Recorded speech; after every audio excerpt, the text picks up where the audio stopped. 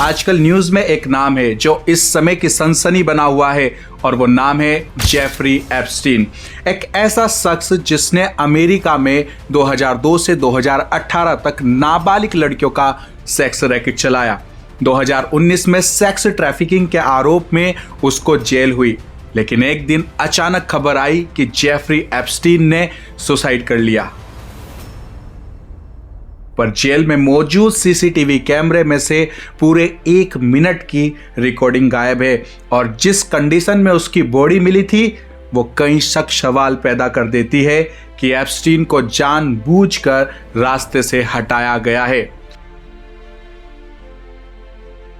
क्योंकि Jeffrey Epstein का case चल रहा था 2005 से और इस केस में जेफरी एप्स्टीन के पास से 11,000 से ज्यादा डॉक्यूमेंट्स और 95,000 से ज्यादा फोटोज मिले हैं, जिसमें 3500 से ज्यादा नाबालिग लड़कियों के न्यूड फोटोज मिले हैं, वो भी अमेरिका और दुनिया भर के टॉप मोस्ट नेताओं और सेलिब्रिटीज के साथ, जैसे Clinton, Michael Jackson, Elon Musk और डोनाल्ड ट्रंप भी। जेफरी एप्स्टीन नाबालिग लड़कियों का सेक्स रैकेट चला रहा था और वो ऐसा कर रहा था दुनिया भर के अरबपति लोगों को खुश करने के लिए, जिसको जेल में फंसा देखकर इन अरबपतियों ने अपने फंसने के डर से रास्ते से हटा दिया। अब आप कहेंगे कि इस तरह की न्यूज़ की वीडियोस को एक मसीह क्रिश्चियन चैनल पर डालने का क्या मतलब है? दुनिया भर में बहुत सारे क्राइम हो रहे हैं, तो क्या सारी खबरें क्रिश्चियन चैनल पर डालोगे? नहीं, आपका कहना बिल्कुल सही है। पर इस केस में कुछ ऐसे सो कॉल्ड क्रिश्चियन सेलिब्रिटीज के नाम आ रहे हैं जिनको दुनिया भर में क्रिश्चियनों का शुभचिंतक कहा जाता है।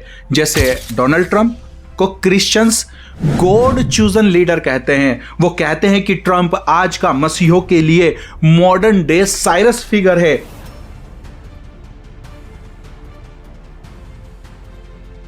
और एक राइटिजियस क्रूसेडर भी ट्रंप अपने व्हाइट हाउस से चला रहा है।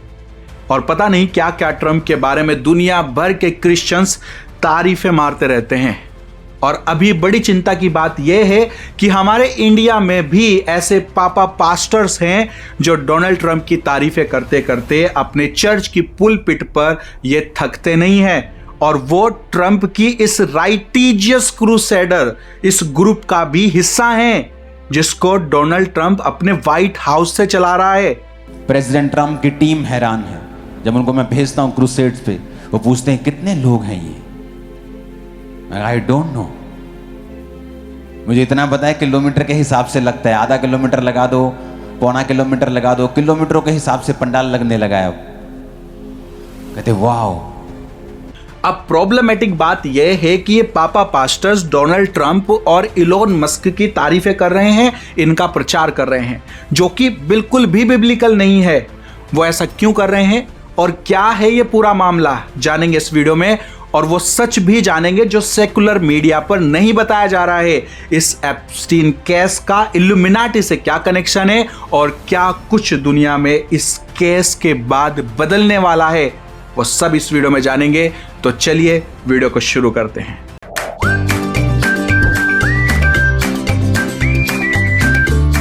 WTL जो कि एक इंडिपेंडेंट मसीह मीडिया है, जहां पर आप मसीह न्यूज, बाइबल सवाल जवाब और संडे सर्विस से जुड़ सकते हैं। और अगर आप हमारी इस इंडिपेंडेंट मसीह मीडिया को सपोर्ट करना चाहते हैं तो आप हमें ज्वाइन भी कर सकते हैं या डिस्क्रिप्शन में दिए गए नंबर पर गूगल पे भी कर सकते हैं।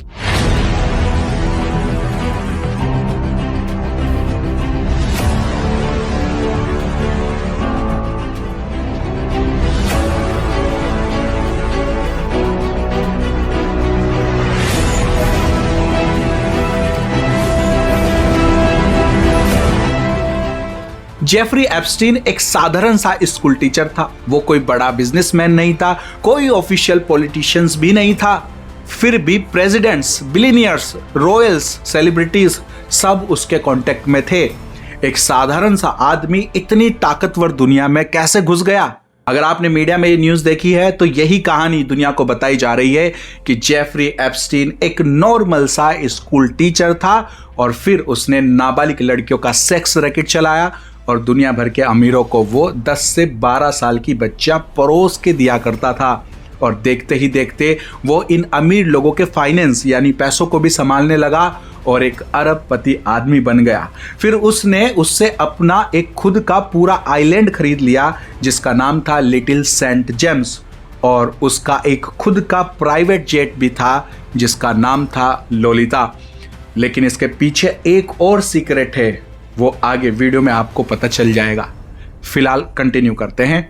अपने इस आइलैंड पर जेफरी एप्स्टीन दुनिया भर के अमीर लोगों को इनवाइट करता था, अपने प्राइवेट जेट में उनको यहाँ पर इस आइलैंड पर लेकर आता और वहाँ उनके लिए वे नाबालिग लड़कियों को उनकी हवस का शिकार बनाता था। एप्स्टीन के साथ उसकी गर्लफ्रेंड गिस्लेन मैक्सवेल भी मिली हुई थी जो इन छोटी बच्चों को बहला फुसला कर वहाँ ले जाया करती थी।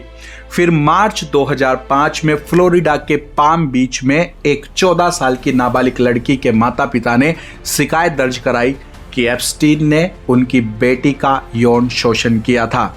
मई 2006 तक पुलिस ने अपनी छानबीन में कई नाबालिग लड़कियों के यौन शोषण के आरोपों की जांच की, लेकिन जुलाई 2006 में ग्रैंड जूरी ने मामूली से आरोप लगाए और 2008 में एप्स्टीन को हल्की सजा देकर छोड़ दिया और ये कारनामा फिर से दोबारा शुरू कर दिया गया, बस इस बार थोड़ा सा संभल कर और सीक्रेट तरीके से। फिर 2019 में एक मी टू मूवमेंट सामने आया जिसमें उन महिलाओं ने अपनी आवाज सोशल मीडिया पर उठानी शुरू की जिनके साथ कभी ना कभी कुछ ना कुछ यौन शोषण हुआ हो। इस मी टू मूवमेंट में फिर से इस जेफरी एप्स्टीन को जेल हो गई, लेकिन इस बार यह मामला सीरियस था। 10 अगस्त 2019 को न्यूयॉर्क के मेट्रोपॉलिटन करेक्शनल सेंटर जेल में अचानक से खबर आई कि एप्स्टीन ने खुद को फांसी लगाकर आत्महत्या कर ली। लेकिन जब इंक्वायरी बढ़ी तो पता यह चला कि जेल के सीसीटीवी कैमरे में से उस समय की रिकॉर्डिंग ही गायब थी जब एप्स्टीन ने सुसाइड किया। और एप्स्टीन अपने जेल के कपड़े फाड़ता है, फिर अपनी जेल की कोठरी में वो बेड के साइड से लटक कर फांसी लगा लेता है। सीरियसली। तो जेफरी एप्स्टीन को नाबालिग केस में जेल हुई और वहां उसने सुसाइड कर लिया। ये केस खत्म हो गया और बात हो गई आई गई।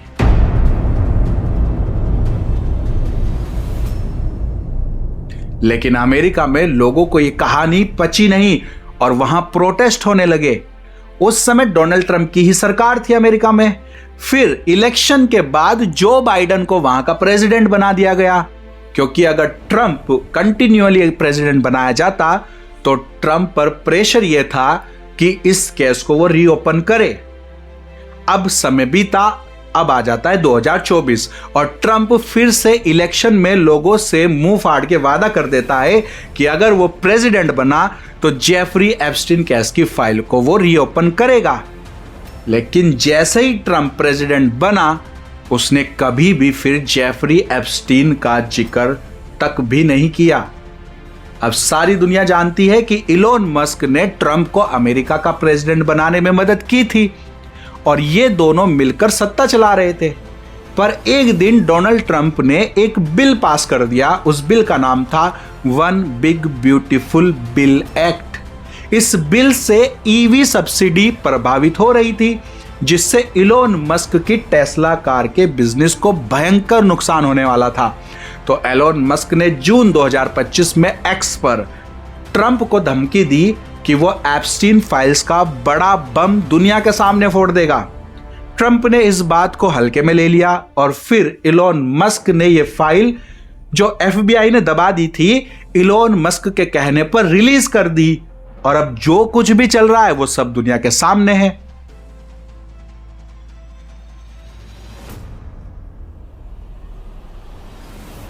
इस फाइल में दुनिया भर के बड़े बड़े नेताओं और बिजनेसमैन और साइंटिस्ट के नाम तक भी सामने आ रहे हैं।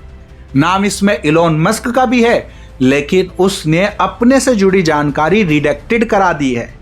तो दुनिया के सामने ये वो बड़ी पिक्चर है जो दिखाई दे रही है कि ट्रंप और इलोन मस्क आपस में लड़ पड़े और इलोन मस्क ने ये नाबालिग लड़कियों के सेक्स रैकेट की फाइल पब्लिक करा दी है खुंदस में आके, जिससे दुनिया में अब भूचाल मच गया है।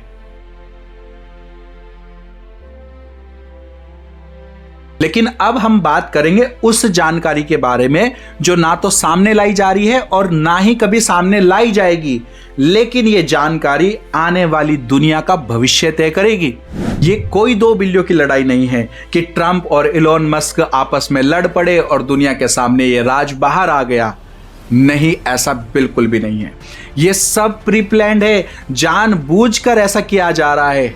अब आप कहेंगे भला जानबूझकर कोई अपने आप को, अपना नाम को खराब क्यों करेगा? इससे ट्रंप की सत्ता पलट हो जाएगी। ट्रंप जानबूझकर अपनी ऐसी फाइल रिलीज क्यों करेगा? जाओ कहीं और जाके बकवास करो। यही तो बात है जो आम लोग नहीं समझते और ना ही समझना चाहते हैं। ये जेफरी एप्स्टीन का मामला शुरू से ही इल्यूमिनाटी से और शैतान के पुजारियों से जुड़ा हुआ मामला है, और जो सबूत अब मैं आपके सामने दिखाने जा रहा हूं, आपके होश उड़ जाएंगे। तो थोड़ा सा ध्यान से समझना। जेफरी एप्स्टीन के आइलैंड को जरा ध्यान से देखो और अब इस कार्टून चैनल के लोगों को देखो। कुछ दिखाई दिया? ये सेम आइलैंड है। इस चैनल का नाम है निकलोडियन, और इस नाम को अगर आप निकेलोडियो करके गूगल पर लैटिन ट्रांसलेट करें तो इसका अर्थ होता है I don't care about God. और जब ये बात इंटरनेट पर वायरल होने लगी तो इस चैनल पर बैकक्लैश आने शुरू हुए। तो फिर निकलोडियन का मतलब ये नहीं है, इसका मतलब वो है, फलाना है, ढिमकाना है करके बताया जाने लगा। तो हाँ, जब आप गूगल पर निकलोडियन करके सर्च करेंगे तो इसके कई सारे मतलब आपको दिखाई देंगे, पर उनमें से एक मतलब ये भी होता है I don't care about God.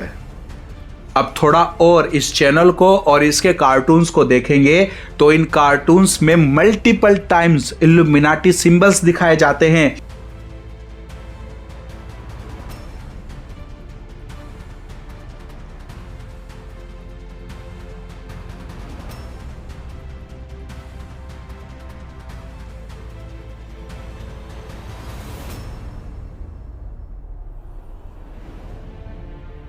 इस निकलोडियन का मतलब I don't care about God नहीं है, तो ये अपने कार्टून्स में इल्यूमिनाटी सिंबल्स क्यों भर भर के दिखा रहे हैं? क्योंकि ये इल्यूमिनाटी वालों का ही स्लोगन है, they don't care about God. दूसरी बात, इस चैनल पर यह कार्टून रिपीट चलता रहता है, स्पंज बॉब, और इसमें सेम यही आइलैंड दिखाया जाता है। और जब ये कार्टून शुरू होता था तो एक कैप्टन की फोटो होती थी और एक गाना बजता था, और वो बच्चों को कहता है आर यू रेडी, और बच्चे कहते हैं आय हाय सर। और कई बार इस कार्टून में स्पंज बॉब को सिंबॉलिकली तरीके से गंदा दिखाया गया है, और भी कई सारे सेक्सुअल अपील वाले सीन इस कार्टून्स में दिखाए जाते थे।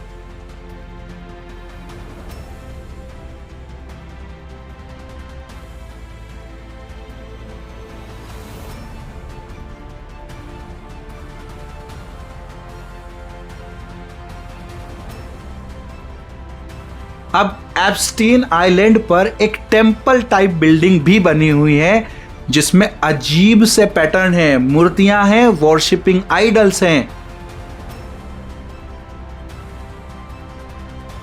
इन सब का वॉल्ट डिज्नी, इल्यूमिनाटी और शैतान की पूजा से क्या कनेक्शन है, क्या डीप सिंबलिज्म यहां पर यूज किए जा रहे हैं, आप कहेंगे तो मैं एक अलग से डिटेल वीडियो इस पर बना दूंगा। इस वीडियो में ये फिर बहुत ज़्यादा बताऊंगा तो वीडियो बहुत लंबी हो जाएगी। पर ध्यान से देखेंगे तो यहां पर सेम पाम ट्रीज लगे हुए हैं जो स्पंज बॉब वाले कार्टून के आइलैंड पर भी दिखाए जाते थे।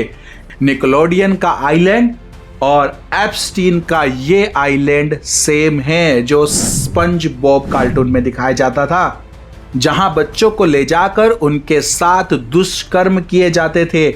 और इस टेम्पल में हो ना हो बच्चों की भी बलि दी जाती रही होगी, क्योंकि एप्स्टीन फाइल में एक केस ऐसा भी सामने आया है जिसमें एक 13 साल की बच्ची प्रेग्नेंट हो जाती है, और जब उसको बच्चा होता है तो उसको वहीं पर मार के समुद्र में फेंक दिया जाता है।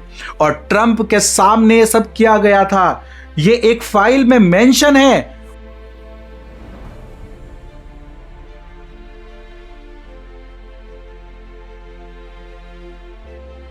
और अभी ऐसी और भी जानकारियां इस फाइल में छिपी हुई हैं जो दुनिया के सामने आने बाकी है। मैं इस आर्टिकल का लिंक भी डिस्क्रिप्शन में दे रहा हूं, आप जाकर चेक कर सकते हैं। क्योंकि जब भी मैं ऐसी कोई जानकारी वीडियो में देता हूं तो उल्टा मुझे ही लोग कॉन्स्पिरेसी थ्योरी वाला यूट्यूबर बता के मुझे चैट जीपीटी वाला गधा और मूर्ख और बहुत कुछ कहा जाता है। कुछ बाइबल के ज्ञाता और स्कॉलर्स हैं जो आजकल मुझे गालियां देकर अपनी आत्मिकता खराब कर रहे हैं। खैर, प्रभु उनको आशीष दे।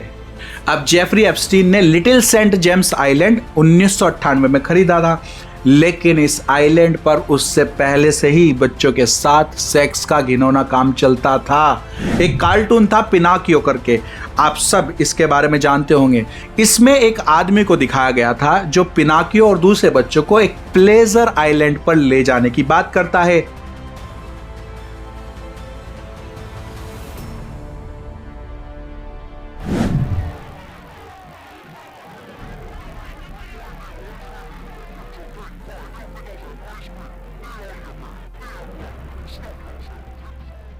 और अब आप समझ ही सकते हैं कि ये कौन से प्लेजर आइलैंड पर बच्चों को ले जाया करते थे।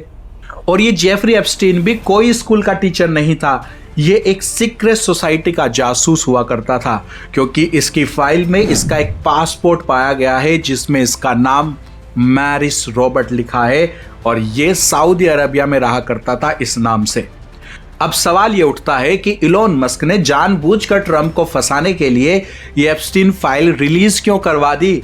भला इसमें क्या प्री प्लान हो सकता है? तो ये सब किया जा रहा है डेमोक्रेसी को पूरी दुनिया से खत्म करने के लिए, ताकि ये लोग न्यू वर्ल्ड ऑर्डर लागू करें और दुनिया भर की सरकारों को मर्ज करके 10 किंगडम बना सके। प्रकाशित वाक्य की वो 10 सींग, वो 10 साम्राज्य जो मैंने इन वाली वीडियोस में डिटेल में बताया हुआ है, इनका लिंक आपको नीचे डिस्क्रिप्शन में मिल जाएगा, बाद में आप उसको देख सकते हैं।